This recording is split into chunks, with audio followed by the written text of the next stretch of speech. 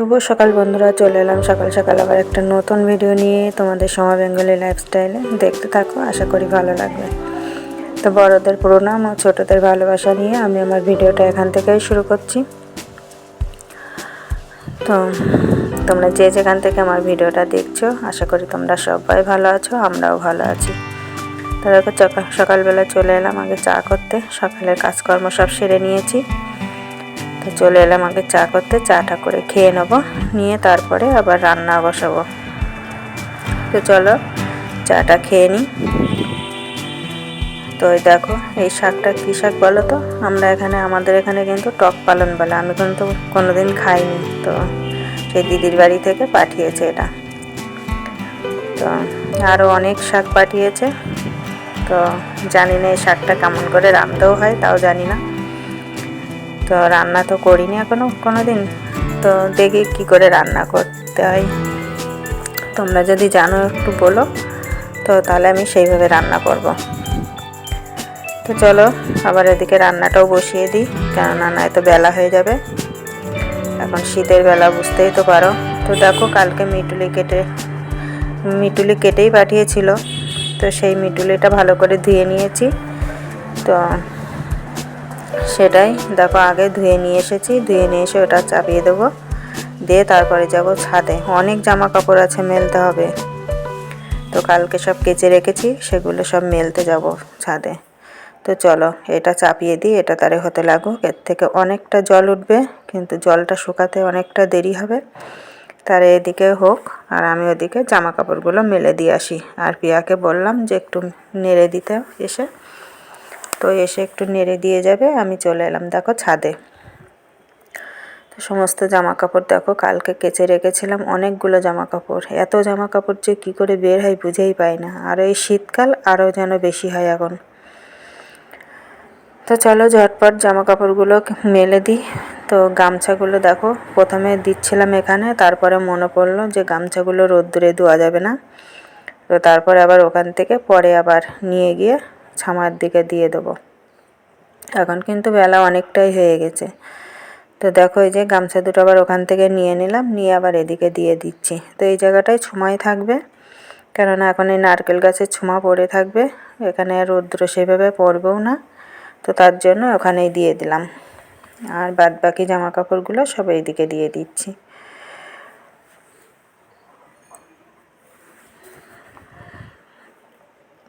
তো চলো জামা কাপড়গুলো মেলে দিয়ে তারপর আবার নিচে যাব, নিচে গিয়ে আবার রান্না করব। তো আজকে ভাগে ভাগে অনেক কিছুই রান্না হবে, কেননা সব কিছু অনেক সবজি পাঠিয়েছে। তো সেগুলো তো খেয়ে শেষ করতে হবে, তো তার জন্য রান্না তো করতেই হবে। তো দেখো তারপরে নিচে চলে এসেছি। তো প্রথমে তো লবণ দিইনি, তারপরে নিচে এসে প্রথমে আগে একটু লবণ দিয়ে নাড়াচাড়া করে নিয়েছিলাম। দেখো জলটাও শুকিয়ে গেছে। তো এখন একটু হলুদ দিয়ে দিলাম, আর একটু মিষ্টি দিয়ে দেবো, দিয়ে ভালো করে আর একটু ভাজবো, ভেজে নামিয়ে নেব। তো এই মিটুলিটা তো রান্না হচ্ছে, এই দেখো মিষ্টিটাও দিয়ে দিয়েছি। তো আর একটু নাড়াচাড়া করে নামিয়ে নেব। আর তারপরে দেখো বেগুন, আলু আর পুঁই শাকের ডাঁটা দিয়ে তরকারি হবে, একটা বড়ি দিয়ে। তো পুঁই শাকের ডাঁটাগুলো তো কেটে রেখেছিলাম কবে, তো ফ্রিজের মধ্যেই ছিল, শুকিয়ে যাচ্ছে। তো ভাবলাম যে না, বেগুন যখন দিয়েছে তাহলে বেগুন দিয়ে একটু ঝোল করি। তো তার জন্য বেগুন আলু কেটে নিয়েছি। আর দেখো বড়িটা ভেজে নিচ্ছি। বড়িটা দিয়ে হবে এই বেগুন আলু বড়ি দিয়ে একটু ঝোল। তো এই তরকারিটা কিন্তু খেতে খুব ভালো হয়। এখন শীতকালের বেগুন তো খেতে ভালোই লাগে। তো আমি কিন্তু বেগুনটা ভাজবো না, বেগুনটা কাঁচা দেবো। আর তোমার আলু আর শুধু পুঁই শাকটা একটু ভেজে নেব।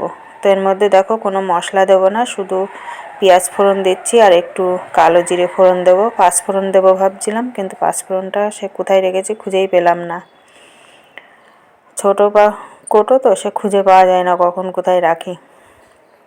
তো দেখো এবার ওর মধ্যে আলুটা দিয়ে দিলাম, আলুটা একটু ভেজে নেব, নিয়ে তারপরে পুঁই শাকের ডাঁটাটা ওর মধ্যে দিয়ে দেবো, দিয়ে আর একটু ভেজে তারপরে জল দিয়ে দেবো। তো এর মধ্যে একটু গরম জল দিলে ভালো হয়। তো গরম জল এখন করার মতো কোনো জায়গা নেই, ওর জন্য আর গরম জল দেওয়া হয় না। তো দেখো এর মধ্যে একেবারে লবণ হলুদ সব দিয়ে দিলাম, আর কটা লঙ্কাও চিড়ে দিয়ে দেব। তো দেখো লঙ্কাগুলো চিড়ে নিয়েছি বটি দিয়ে, তো ওগুলো দিয়ে দিলাম, দিয়ে একটু ভাজা ভাজা করে তারপরে জল দিয়ে দেবো।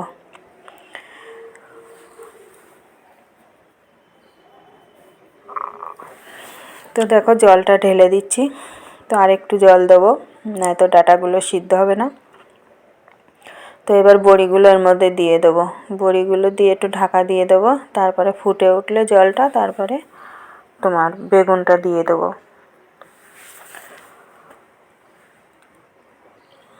তো দেখো ঝোলটা ফুটে উঠেছে, এবার বেগুনগুলো সব দিয়ে দিলাম। তো আমার বাবার বাড়ি কিন্তু বেগুনটা কিন্তু এইভাবে কাঁচাই রান্না করে, কিন্তু আমার শ্বশুর বাড়িতে দেখতাম সব কিছু এরকম মানে সব কিছু ভেজে তাই রান্না করতে, সব সবজি ভেজে, বেগুন কোনো দিন কাঁচা বেগুন রান্না করতো না, সব সবজি এরকম ভেজে তারপরে রান্না করতো। কিন্তু আমি আবার এইভাবে করতাম, মানে আমি আসার পরে আমি আমার মতো যখন থেকে রান্না করি তখন এইভাবেই রান্না করি। তো দেখো বেগুনের তরকারিটা কিন্তু হয়ে গেছে, এবার আবার একটু জল দিয়ে দিলাম, জলে একটু লবণ দিয়ে দিলাম, এবার একটু ফুলকপিটা সিদ্ধ করে নেবো। তো এই ফুলকপিটাও দিদি পাঠিয়ে দিয়েছে এইভাবে কুচিয়েই। তো এটা ভাজা খাওয়ার জন্য, এটা একটু ফোটা ফুলকপি, তার জন্য এটা একটু ভাজা করব। তো আজকে এই প্রথম কিন্তু খাচ্ছি এই বছরের ফুলকপি, এর আগে কিন্তু এখনও কোনো দিন খাইনি, তোমাদের ভিডিওও কোনো দিন দেখাইনি, দেখেছ? আমি কিন্তু এমনিতে ফুলকপিটা একটু মানে কিনেই না বললে চলে, কপিগুলো কিনেই না, কপি কোনো দিন ওই দিদির বাড়ির থেকে যা দেয় তাই খাওয়া হয়, তাছাড়া আর কিনে খাওয়া হয় না। তো দেখো ফুলকপিটা এবার এই প্রথম খাচ্ছি এই শীতে।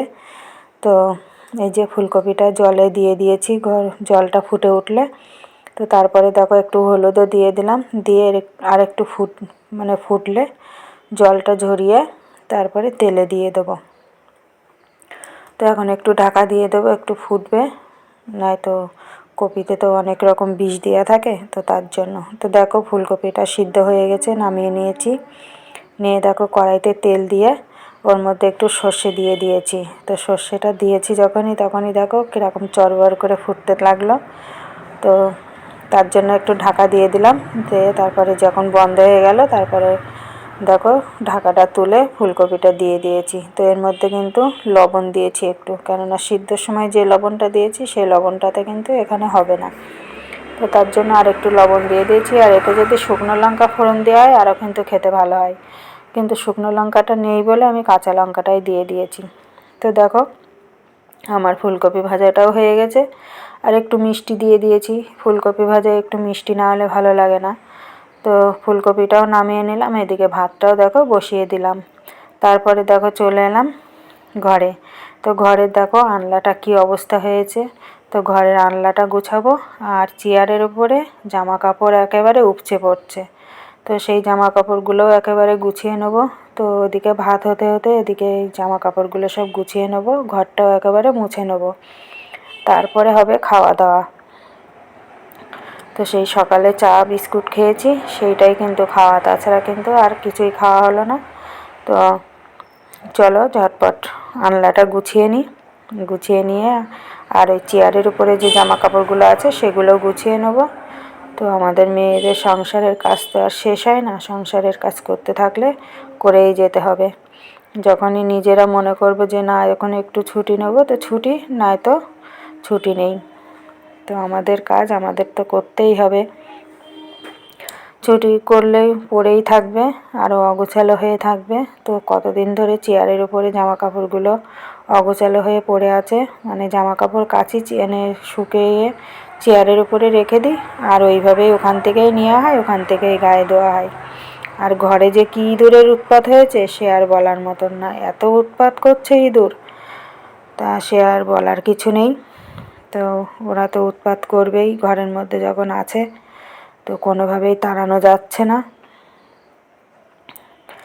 তো চলো দেখো মানে আনলাটা গুছিয়ে নিচ্ছি। আনলার দেখো ওই যে নিচে ওই মেয়ের ইনারগুলো পড়েছিল, ওর মধ্যে ইঁদুরের নাদি, তো তার জন্য আবার নামিয়ে রাখলাম। আর এই দেখো এতগুলো জামা কাপড় আমার এখন গুছাতে হবে, তো এইগুলো সব গুছাবো। তো ভিডিও অন করে তো আর করতে গেলে অনেকটা দেরি হয়ে যাবে, তার জন্য আমি ভিডিওটা বন্ধ করে দেবো।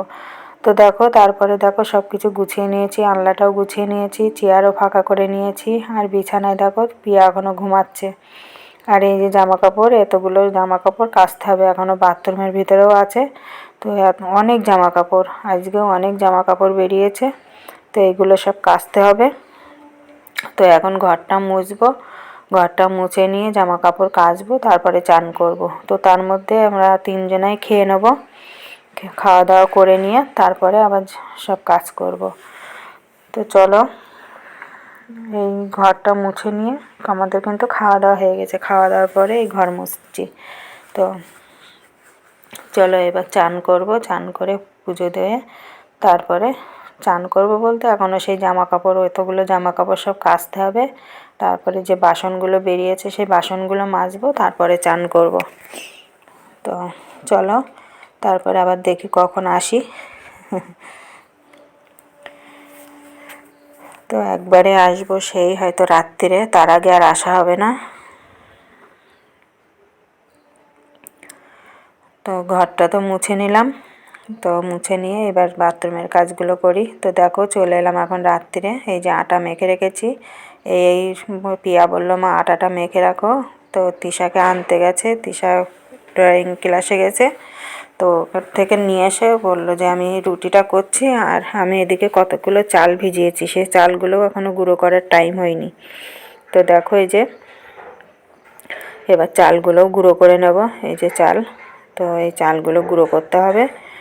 তো চলো চালগুলো গুঁড়ো করে নিই, আর বেশি বড় ভিডিও করব না।